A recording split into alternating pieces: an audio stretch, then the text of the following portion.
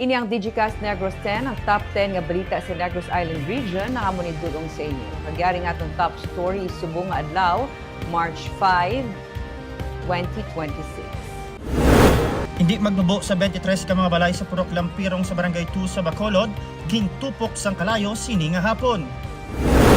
88.4 million pesos nga housing project sa Bago City kag EB Magalona para sa katapos sang kapatiran o kon RPMP, RPA ABB ginsugura na.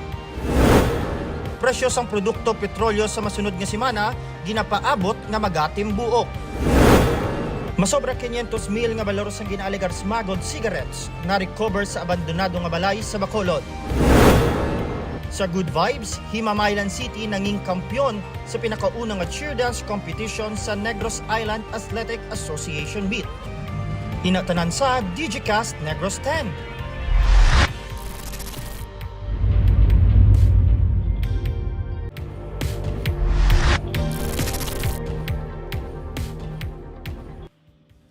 Sa number 10, mas nagtimbuok pagid subong nga adlaw ang presyo sa produkto petrolyo sa world market samtang nagapadayon ang gamo sa Middle East. Samtang nagalawig ang gamo sa Middle East, nagalala ang presyo sa produkto petrolyo. Kung ibase sa presyo sa world market sa trading humalin March 2 to 4, 2026. Ang saka sa presyo sa diesel ang yara sa 15 pesos per liter. 7 pesos naman ang saka sa kada litro sa gasolina, kag 28 pesos sa kada litro sa kilo sa kerosene.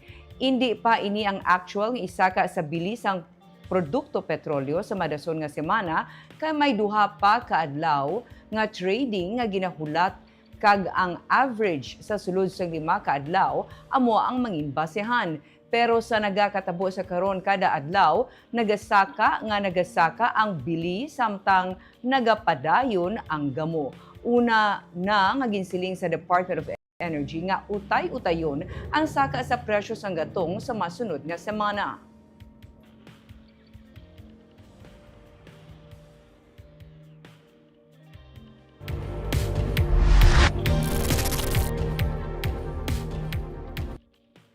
Sa number 9, ginhaylo ang mga OFW nga taga Bacolod nga yari pa sa syudad kag hindi pa makabalik sa luwas nga magpadulong sa help desk agud mahatagan man sang bulig. Ginsiling ni Mayor Greg Gasataya nga nakabaton man sila sang tawag nga may amo sini nga mga sahi sang concerns. Sunod sa iya, mas maayo nga mag-inquire sila agud nga makahatag man ang syudad sang solusyon kung ano ang sarang sini nga maobra para sa ila. Dugang man ni Attorney Mark Steven Mayo, ang City Administrator, nga tanan nga mga concern nga nadangop sa amo nga talatapan ang paghahatagan sang syudad sang aksyon. Nagdangat sa kapin 50 ka mga concerns ang nabaton sang amo nga help desk. Siling ni Gasataya, kadam-an sini ang ginpatuhoy na sa syudad sa mga ahensya sang gobyerno. Magapahibaluman ang syudad sang posible nga mga tikang kag bulig para sa mga OFW nga hindi pa makabalik sa luwas.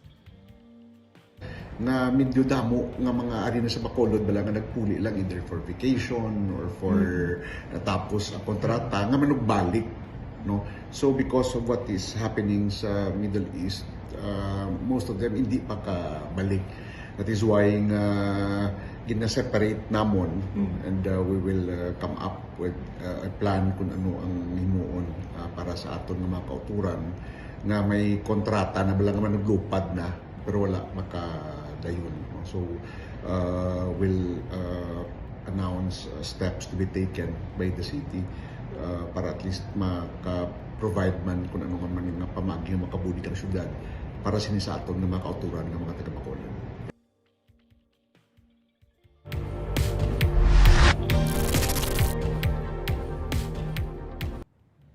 Sa number 8, mag-release ang Department of Social Welfare and Development sa masunod nga semana sa pinakaulihing nga hagna sang emergency cash transfer para sa mga biktima sang Bagyong Tino sa Bacolod City. Ginkumpirmar ni Mayor Greg Gasataya nga nakaschedule sa Marso 9 tubtub 12 ang payout para sa mga na-left out nga benepisyaryo sa nauna nga payout. Suno kay Gasataya, kapin 82 million pesos ang kabugusan nga pondo nga ihatag sa 15,199 ka mga qualified beneficiaries sa syudad. Madamo pa mga slightly affected nga wala pa mahatagan sang ila assistance. Sandig sa records ng Department of Social Services and Development sa Bacolod City, 15,097 pa ka mga slightly affected nga individual ang magabaton sang 5,369 pesos samtang 102 naman nga severely affected ang sarang nga makakuha sang 10,325 pesos. Ang mga payout pagahiwaton sa Villamonte Gym, Mansilingan Gym, kag Vista Alegre Gym. Bali mo ni sila ang wala ma-include sang December to lang atong until tapos na gid. But since wala sila ma-include, gin pa-validate sang DSSD kag nag-request kita for additional nga funds, no. So we assured them nga way gid kinapabayaan sang syudad, no? Kay motong commitment sang ginimo namon last December nga pagkatapos sa mga nagkala left out ipunduhan. It just so happened nga after sang payout sa December, pagka January kag February, nag-payout sila sa iban man nga mga LGUs nga wala pa gid makabaton. So pagkatapos ang tanan, balik naman diri sila sa aton sa syudad sa Bacolod.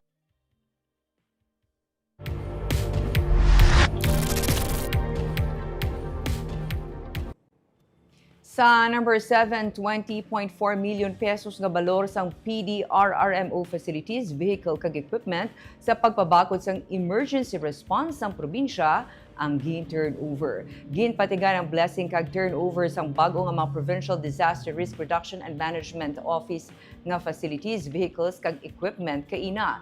20.4 million pesos ang kabilugan nga balor sini. Suno kay Governor Eugenio Jose Lacson, padaan ang pag-invest sa probinsya para sa madasig nga pagresponde kag sa pagpasiguro sang safety sang mga negrense. Mayara sang bago nga PDRRMO Vehicle Hub nga nagabalor sang 8.9 million pesos. Gin-rehabilitate man ang PDRRMO Training Center nga nagabalor sang 8.3 million pesos. Lakip sa gin-turnover ang isa ka emergency transport service nga nagabalor sang 1.5 million pesos kag logistics hub racking system with flooring nga nagabalor sang 1.7 million pesos. Sa programa ginsilingman sa gobernador nga ang kahandaan sa disaster hindi lamang one-time effort. Inya nagalakip sang padayon nga commitment, planning, training, coordination kag padayon nga improvement. The RRMO facility will serve as a command center of coordination, strategy, and decisive action. The vehicles will allow our responders to reach communities faster, especially those in remote and vulnerable areas. The equipment will enhance our capability in search, rescue, relief, and recovery operations. But beyond these assets, it is the people behind them, our dedicated responders, who truly embody resilience.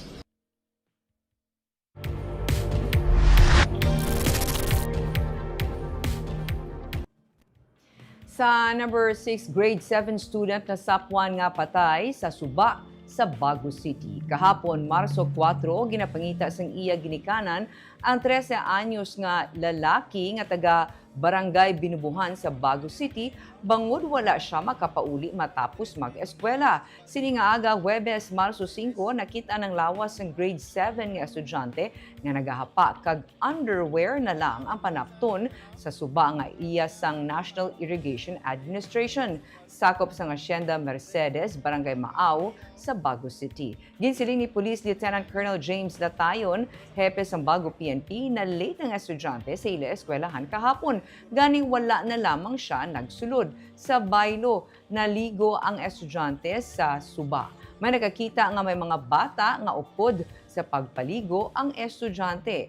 Apang wala sang may nakareport nga nalumos ang biktima. Sa initial nga investigasyon, wala sang may nakita nga mga pilas sa lawas ng estudyante, apang nagahulat pang kapulisan sa resulta sang post-mortem examination na gud mahibaluan kung may foul play o kung wala ang kamatayon sang biktima.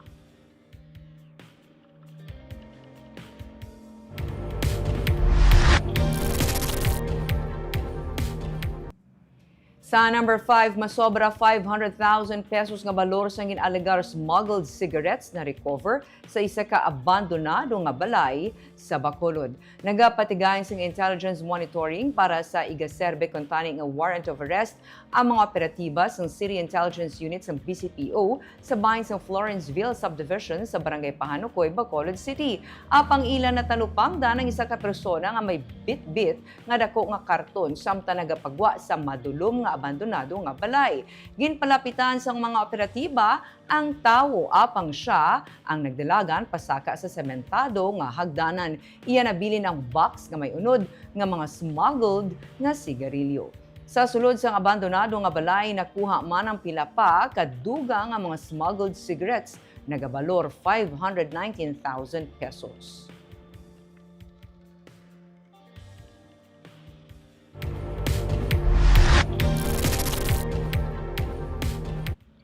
Sa number 4, mga residente sa isa ka barangay sa Escalante City ginkondena ang NPA. New People's Army ginkondena sang pumuluyo sang isa ka barangay sa Escalante City. Nagsunog sang flag sang rebelding NPA ang mga pumuluyo sa covered court sang barangay Pinapugasan sa Escalante City, kaupo ng 79th Infantry Battalion sang Philippine Army. Ini sa ginpatigayon nga security dialogue kag mass condemnation program.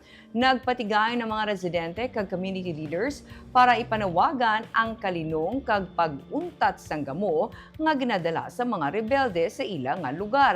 Suportado sa barangay, lokal nga gobyerno kag sang PNP ang ini nga tikang. Ginpahibalo sa komunidad kung ano kaimportante ang pag-isa, pagka mabinantayon kag pakigbahin sa tanan para mangin malinong ang ilang nga lugar.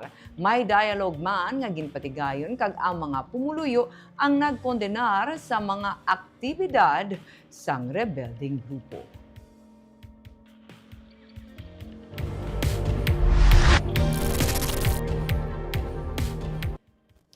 Sa number 3, bangkay nga may mga pilas na sapwan sa Pahanukoy sa Bacolod City.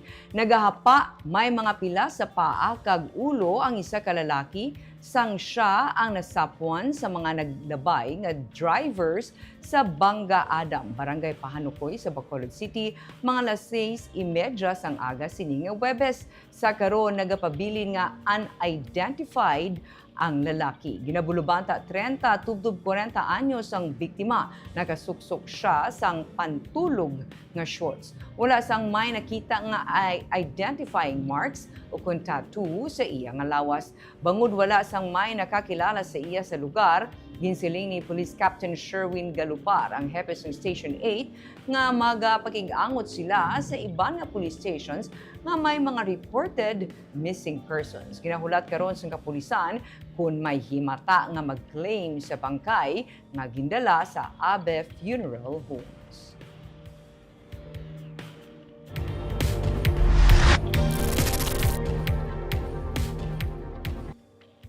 Sa number 2, 104 ka makatapos ang kapatiran o kunang sato anay RPMP, RPA, ABB sa Negros, ang bago nga benepisyaryo sang housing projects bilang kabahin sa gilaginlagdaan pasado nga peace agreement sa gobyerno. Kaina ginpatigan ng groundbreaking sa 88.4 million pesos nga proyekto sa Napoles, sa Bago kag sa Damgo sa EB Magalona. Yaring report. 33 ka mga katapos ng kapatiran o kung sadto anay mga katapos ng RPMP, RPA, ABB nga naga-operate sa Central Negros ang mga benepisyaryo sang igatukod nga mga balay sa isa ka ekteriya nga duta sa Barangay Napoles sa Bago City. Gin groundbreak na kaina ang proyekto nga nagabalor sang 28 million pesos kag ginapaabot nga mahuman August 25, 2026. May tig 150 square meters ang duta ang tagsa ka benepisyaryo. Ang balay nga igatukod may 28.5 square meters nga floor area. Iniya nagabili sang tig 850,000 pesos kag libre para sa tagsa ka benepisyaryo sa idalom sang programa sang OPARU o kanang Office of the Presidential Advisor on Peace, Reconciliation and Unity. Bahin ini sang katumanan sang ginlagdaan nga peace agreement sa gobyerno sa tupang tuig 2000. So kung magsiling ka groundbreaking na na-award na, may notice to proceed na ang developer. So ang ini nga projects namon daw tripartite ni sa Andres sa Sevilla, community-based initiative approach nga program sang isa sa mga programa sang NHA sa housing. So jointly ga plano kag implement ining NHA developer kag ang kapatiran. Si Bago City Mayor Mayet Havellana Yao personal nga nag-abi-abi sa grupo. Iyagin siling nga ang gobyerno sang Bago ang nagasuporta sa ila. Sunod naman kay Attorney John Leo Solinap, ang Division Manager sa National Housing Authority, Region 6, hindi lamang balay ang ginatukod kundi lakip na ang paglaom para sa tagsa kanatungdan. This project reflects that we have achieved what we can achieve when there is convergence, when national agencies and local government unite with one strong vision to uplift. When we build houses, we just don't pour concrete. We build stability, we build opportunity, we build communities. A house is a lot more than its physical components, such as the walls or its roof. It is where children play and dream freely and where families gather together. This project stands as proof that transformation is possible. It shows that when government agencies, private partners, and former combatants work together, we can create something stronger than conflict. We can create opportunity and hope. 71 naman ang benepisyaryo sa patukuron nga mga balay sa Barangay Damgo sa Ibi, Magalona. 60.3 million pesos ang bilis sini. May 727 sa Biluga Pungsod nga katapos ang kapatiran. Suno sa Oparo, 479 ang yara sa Negros. Sa Locoton sa Cabancalan City kag sa Tanhay sa Negros Oriental pa lamang ang mayara sa mga natukod nga mga balay kag nagasunod diri ang sa Bago kag Ibi, Magalona. Dako nga bagay para kay Gozon ang pagbaton sang komunidad sa ila.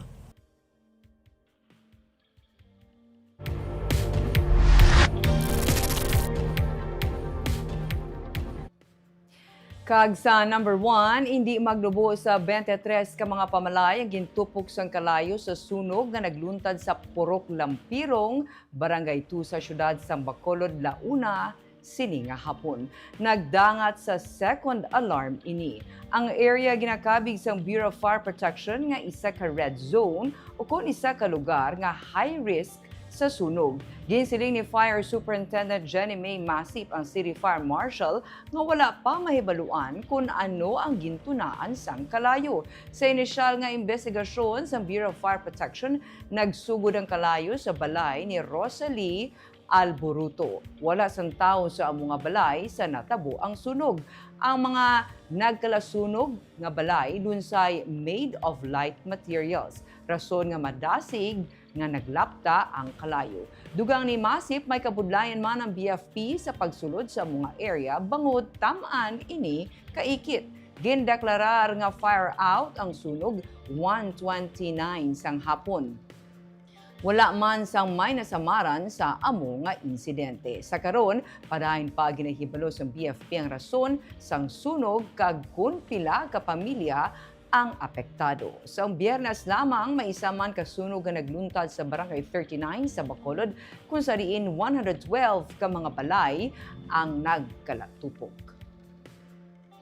Made of light materials, gidi ang aton nga mga pamalay, tapos ikit-ikit ang aton nga mga wala na gidi footwalk naman bisan sa ang sa mga nasunugan naton nga area tamaan ka kitid gid sa mga alagyan ta.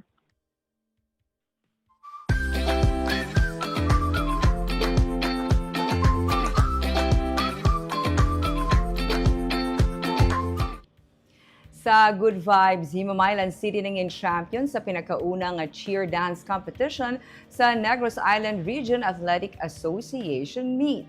May report si Richard Caballero. May naga-split, may naga-backflip, may naga-cartwheel, may naga-death drop, kag may ara man sang mga ginatos. Amo sini ang mga eksena sa pinakauna nga cheer dance competition sang Negros Island Athletic Association meet. 4 ka mga school divisions ang nagpaindis-indis sa ilang mga stunts kag synchronized movements. Kabahin sa among nga kompetisyon ang Escalante, Bacolod, Dumaguete, kag Himamaylan. Ang mga student athletes nagpakita sa ilang mga skills sa pagsaot kag gymnastics amo man sa panami-nami sang costume. Antes matapos ang kompetisyon, nagpasikat pa ang mga dancers sa isa ka on-the-spot nga dance showdown.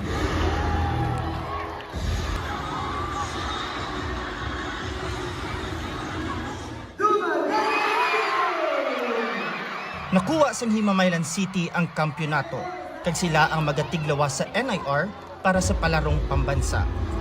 Tuman ang kalipay sa mga dancers. Lakip na diri ang isa sa pinakabata nga flyers ng grupo, ang grade 7 nga si Viel Maxim Alejado. 8 pa lang kabulan nga nagsugod si Viel nga mag-cheer dance. Apang sa piyak sang kabudlayan sa ilang preparasyon, nangin isa na siya kakampyon sa regional level.